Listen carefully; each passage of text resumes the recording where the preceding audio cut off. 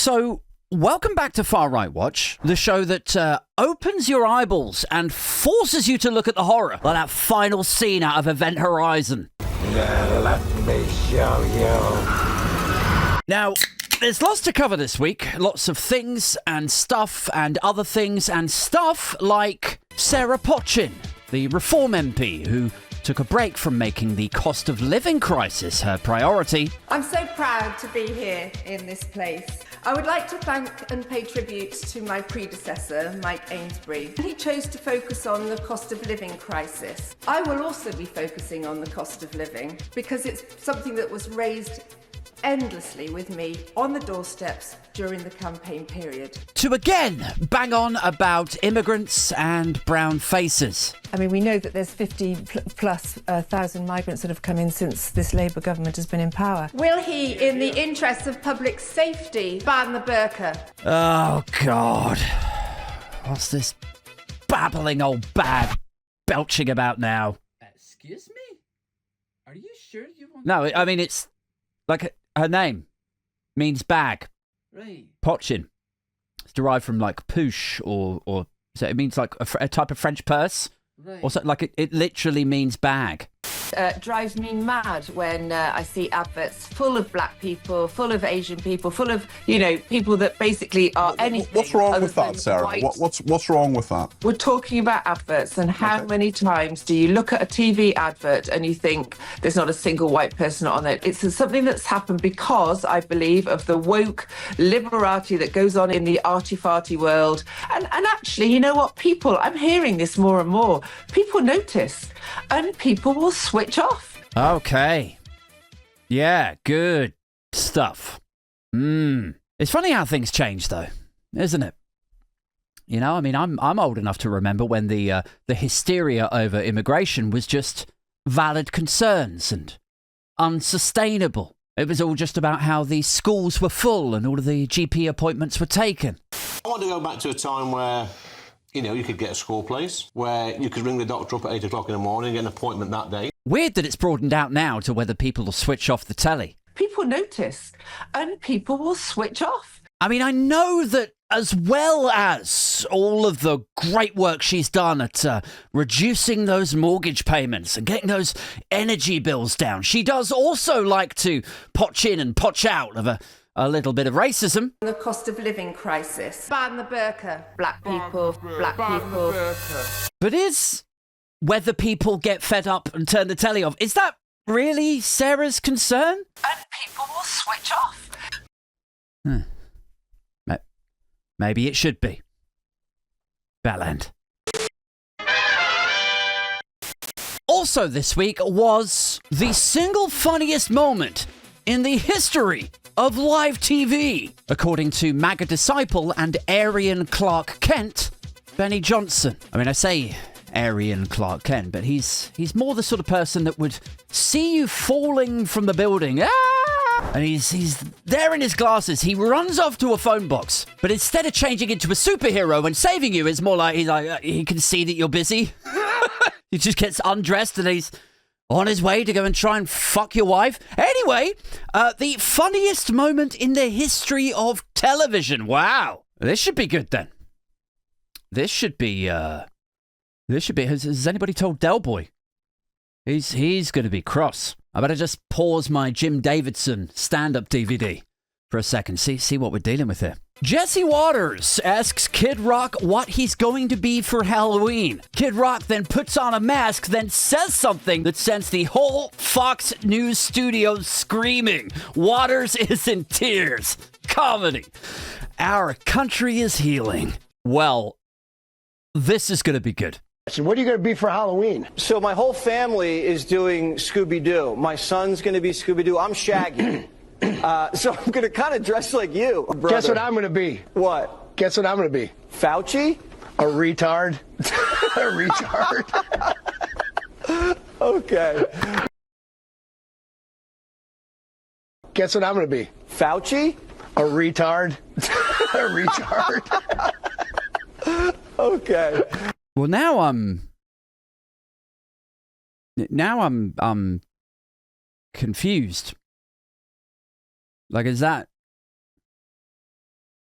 Is that the joke? Okay. Is that Jesse Waters in tears? Is the studio screaming? Okay. Like, I actually believe there's been funnier cot deaths.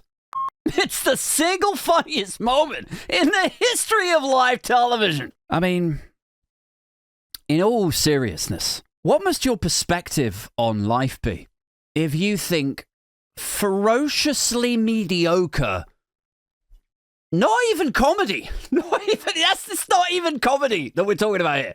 Okay. Just humorous moments. Just passably smirky end links on a fucking news channel that for a split second brushed up against humorous are the funniest thing in the history of live television. A retard. You see? This is what happens when television gets too white. No wonder we need so many black people. Elsewhere in the world of the far right, the UK Independence Party decided to march for something or other over this last weekend. Was it hair plugs? No. This time they were attempting to spread their positive message and indeed widen their electoral appeal amongst the voters of Whitechapel, East London. All right. So was it the UK Independence Party, you say? So presumably it was a march about trade deals or being independent, making a success of Britain being independent outside of the European Union, something like that. There is only one solution left for Britain, and that is a crusade, for the war we are in is a holy war. Oh, God. I want the Islamists gone, I want the communists gone, and I want the invaders gone, as God is my witness. I mean, if ever you needed a reminder of just how far the Overton window has shifted over to the right. This is the Ninth Crusade. Just remember, like, the UK Independence Party used to literally just be, we want to leave the EU and we don't really want the euro. Like, that literally, that used to be the whole thing. Just, let's leave the EU and can we keep our magic coin, guys? Is that all right? So yeah, let's take a look like that now. What are they saying? But we must continue on our crusade today. I say it is time to unleash the holy fury. We say, send them home. I mean, imagine going from trade law to holy war and thinking you weren't radicalized. From sovereign fiscal concerns to crusaders and invaders. It's like comparing your dad at Christmas from his first beer to his seventh. You know, he starts off at like 1 p.m. on his first sherry or whatever. He's, I've got nothing against Europe or Europeans per se. And 4 hours and 5 whiskeys later, he's taken off the nice wrapping paper to reveal his inner Enoch. Anyway, this is, of course, UKIP's leader, Nick Tenconi, the privately educated personal trainer who led the charge over the weekend with his mass deportation marches. And begin mass deportations. One of which was scheduled for Tower Hamlets, which, when you think about it, is quite clever. I mean, I used to live in Tower Hamlets back in the day, and if someone had come through then offering to deport me, I probably would have taken it. Enjoying an affluent upbringing spanning Sussex to Berkshire, Tenconi came to prominence as the COO of Turning Point UK, and then more recently with UKIP. % of sexual assaults on women in England and Wales. Blood for the protection of our women and children. For the and for our faith. And seems like he's got a real thing about protecting our girls and return to Christian values. So presumably prior to all of this, he's got a rich history of retweeting Me Too and volunteering at domestic violence shelters. No. No, but his CV does include sending thirsty tweets to porn stars and calling millennial women attitudey, fake, narcissistic, attention-seeking little cunts. Wow. Yeah, okay. I mean, that is basically a sermon, isn't it? Amen to that. Amen. Which is your favourite psalm? Amen to that. And maybe you're thinking, well, you know, that was before. Hey, you know, everybody's got a past. You know, young men are often brash and outwardly horny and at times fucking stupid. I mean, Tenconi aside for a second, Jesus himself was probably a bit of a prick here and there in those awkward teenage and 20-something years. Because that would kind of make sense, wouldn't it? It would kind of explain why, like, if Mary and Joseph and, like, all of his friends all got together and they were like, do you know what? Maybe we leave the awkward coming-of-age years out. Yeah. Let's just pick up the stories again when his frontal lobe and a vague sense of shame had fully developed. I don't know if this autobiography is going to make it a paperback if we tell everyone about the time he turned water into wine, but it was the public baths that turned into a frat party and he and his 12 mates went on that 3-day bender. I mean, you wondered why there's no stories in the New Testament of Jesus when he's like 19 or 23 or whatever? Consider yourselves enlightened. And perhaps our modern day Jesus in Nick Tenconi is the same. He is the same. They are the same. I keep telling everyone. Maybe he saw the light in his early or mid-30s. Maybe just like Conor McGregor, Russell Brand and Tommy Robinson, he's changed. But come on. Come on. Like, when it comes to whether he used to be a sleazy misogynist or maybe he now cares. Like, we've seen what this lot are like, haven't we? As God is my witness. Amen to that. Amen. They'll march around these protests, these events, like their football games. They all have their chants and their beer. They'll piss in your garden. They'll goad the other side just like a football match. Except instead of Man United or Liverpool or an England flag, then they'll have Save Our Girls banners. Or still quite possibly the England flag. But then in the blink of an eye, they are totally fine with abusing women in the street.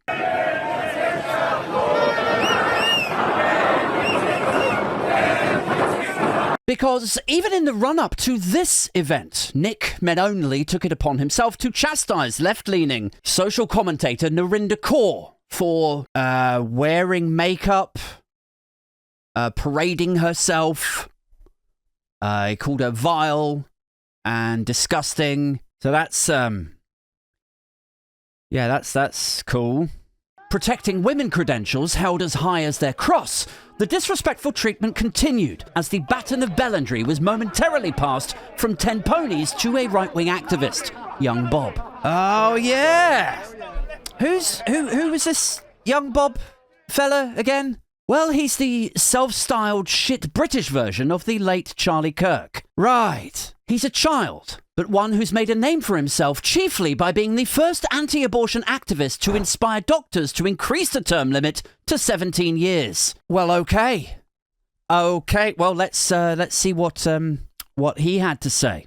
Narinder Kaur showed up at the UKIP mass deportation tour. I debated her, and surprise, surprise, she ran away. I mean, don't act like this is new, Bob. Don't. If she did run away, Narinder is walking a well-trodden path here. Young Bob approaches a woman? Kaur running away where so many women and girls have run before. Yeah, of course. Because he's going into some detail, I'm trying to concentrate on that. And it's not you're sitting away from the protest. I'm trying to listen. And this is the thing, right? Is you've got these aggressive men or boys pushing cameras in women's faces, trying to get them, or Narinder in this case, to say something silly or whatever that they can clip up and then later post online to attack them. All I'm saying You understand that you are contributing to the destruction of a westernized democracy. And what is she doing? What's she responding? She's just like, I'm just trying to listen. Away from the protest. I'm trying to listen. I'm just here to hear what they're saying. I'm just seeing what's going on. But even the sight of her, even just the sight, the visage of this slight left-leaning woman of colour, just that is enough to get the UKIP lot screaming, like, arrest that woman! Like, not even Benny Johnson screaming, like, legit, they're shouting. They want her arrested. Because it wasn't too long before the UKIP leaders sought the help of police to protect our women by unceremoniously throwing them in a riot van. Narinder, there's a section 12 or section 14 in place. You're not allowed to be here, Narinder. No, the law enforcement have said you aren't welcome to be here. I want her arrested. Maybe the sight of too many black or brown faces made him angry. Full of black people. Full of black people. Indeed, as the former thirst-tweeting pornography enthusiast or Tenconi fans spat venom, he was soundtracked by his followers who chanted, "Get Narinder off our streets," "Twixt send them home," and "Mass deportations, remigration now." You have MPs arguing that this is the far right. No. You keep all the far right. No, they're not. Please, come on. Okay, what would you classify as far right? I mean, I don't know why these people think they can just, like, direct the police to go and arrest people. The entitlement is just off the scale. Arrest her! Arrest her! Arrest her! Well, according to UKIP's Grand Wizard, Kaur had breached a Section 14 notice, which reportedly means she had gone over the agreed protest times, or that she was stood outside of her counter-protest's boundaries. Though, unfortunately for Nick, Section 14 only applies to the organisers and representatives of the counter-protests, not from journalists reporting from it. Hang on a second, how is this fair? She's allowed to come to our... But if we had entered Tower Hamlets, we would have been arrested. Like, yes! Because you are the protest, Nick. Like, I know you like to see everyone who calls you a bellend as some, amorphous, homogenous blob, because it's so many people from all walks of life who have formed that opinion. But I promise you, there are nuances to this. Not everyone who was there who hates you is a member of the counter-protest. People who are centre-left, who think you're a twat, are not all communists. Narinder Kaur doesn't have to adhere to Section 14 if she's not part of Stand Up for Racism. I know that this is tricky stuff, but try and keep up. But Kaur was not arrested. Instead, she was safely escorted by the police away from the area for her own safety. Wow. I mean, I know sometimes these conversations can get a bit murky, but I think that's when you know you might be on the wrong side of the protecting women and girls thing, is when you make the Metropolitan Police look like they are the protective good ones. Right. Watch. Anyway, now I want to take a look, just very quickly, at some of the insanity that he actually came out with. Because prior to the march, your boy Nicky tweeted this. On Saturday, we will march through Knightsbridge, a playground for Islamists. We will confront the communists at Hyde Park Corner. We will march through Marble Arch, and I will give my historic address with the communists and Islamists flaying in the background, outraged that we have once and for all finally stood up to them. Historic address. Steady on, mate. They will be met with Christian courage, and it will be glorious. Patriots, this is just the beginning. On Saturday, tomorrow, the crusade begins. I mean, it certainly sounds like he means business. Let's take a look, see how it went.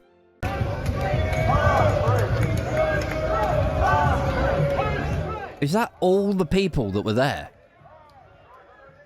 Is that like, what even is that? How many people are there? Like 30? Maybe 50 max? Like this is historic? Is it? The army will be small at street level, but that's actually the way we want it. We've made history. You might not know it now. You're used to seeing great, big, huge crowds. This is historic and glorious. Wow. Is this historic and glorious in the same way that Kid Rock was the funniest moment in the history of television? Is it? Okay. In our bravery, which says enough is enough. I say it is time to unleash the holy fury. What else was he babbling about? Right, guys, please, if you will, have a little look over there. As usual, Socialist Worker Party, no questions asked whatsoever. Apparently the left have endless funding. Apparently the left can do whatever they want. They can act with impunity. We live in a far left fascist state. Okay, here's a weird question for you. Right. You know how we have deprived public services and how untamed and unchecked the far right has become and are becoming?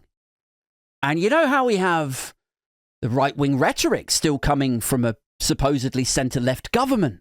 The Island of Strangers stuff, the Facebook ads where they brag about how many people they've deported, the dominance of just right-wing media in general in this country. Do you ever listen to this sort of stuff about how we're supposedly living in a far left state? We live in a far left fascist state. And then are you ever tempted to just go, fuck it, just jump into that fantasy with them? That we're living in a far left... Oh, it's amazing. We're living in a far left state and right-wingers can't say anything anymore. Honestly, there are confused tadpoles stuck in the threads of my boxers searching for an egg. Just at the mere thought, the fantasy that we're living in a far left state. I'm here for it. All right. What else have we got? Just quickly, while we still have a little bit of time left. The idea of the modern left is to club together with every single minority to say that anything that they don't believe in is fascism. That means if you're Christian, if you're a patriot, if you're white, for example, these people... I love this little magic trick that they do, this little manipulative twist. Like they hate you because you're white. They hate you because you're Christian. That's all that it is. They just hate you for that, guys. You know, I don't want to speak for all of you who watch these videos. I'm sure you've all got your own thoughts and feelings and different varying sensibilities. Far be it from me to think that you're the same amorphous, homogenous blob, right? But is that what leftism is for you guys? Is it? I'm not sure that it is for me. Like, I'm not sure it's the patriotism or the whiteness or the Christianity that's got me thinking that you're a fascist, mate. To be honest with you, it's more stuff like... This is the Ninth Crusade, flooded with invaders. It's not the whiteness and the Christianity. You just happen to be white and Christian. I mean, case in point. You know who else is white and Christian? Cliff Richard. Does anyone ever call Cliff Richard a fascist? No! No, they don't. Bit weird. Yeah. Yeah, a sexual enigma. Sure, but not a fascist, as far as I know. You know, it's like... that anything that they don't believe in is fascism. That means if you're Christian, if you're a patriot, if you're white, for example. Really, Nick? Really? Are you sure it's not? Send them home! I want her arrested! Liberalism is one of the most dangerous, most poisonous, most extremist ideologies. Anyway, just to round off, 2 marches took place this weekend in London and Southampton. London's was rerouted because of safety concerns, because marching through a borough with a high immigrant population while ostensibly chanting "We hate immigrants" was deemed risky by the police. UKIP pretended this was some sort of censorship of their message. By Sunday afternoon, they were being greeted with bottles of piss and sludges of canned food with tomato sauce getting thrown at their heads. Still, I reckon it's the first time that young Bob's had a bean in his face. But broadly speaking, all that happened was Tenconi and his 10 cronies had done their usual thing of shouting unpleasant things to vulnerable communities, advocating scooping people up off the streets out of their homes from within their country and physically deporting them. And then when people clapped back and the police tried to manage it, it was misrepresented as two-tier police and the intolerant left. It is as transparent as it is pathetic. Like so many 21st century politicians on the right, they demand the right to say things that are intolerant and racist under the guise of free speech. Things that would have comfortably fallen within the parameters of far right only 10 or 20 years ago are now baselessly defended by simply saying, that's not far right. Words and sentences that were racist when the National Front and the BNP said them only a generation ago are now miraculously centrist. On that basis, maybe Nick Griffin and the killers of Stephen Lawrence could be considered for the first Reform cabinet in 2029. And if not, then perhaps people like Tenconi or Rupert Lowe or Nigel Farage should be pressured into explaining what it is about their beliefs that they find so incompatible with their own. But for me, for now, for this one, I have to go. So make sure you are subscribed and you're sharing me about like the cheap, generous tart that I am. For you know, when it comes to these weekly videos twixt my other responsibilities and, me managing my own cost of living crisis, well, you know how I like to potch in and potch out. So yes, I had better make a move. But yeah, I hope you're enjoying them. And if you're not just totally loving them, I hope you are sufficiently enjoying them, just modestly more than the funniest moment in the history of television. See you later. And people will switch off. Amen to that.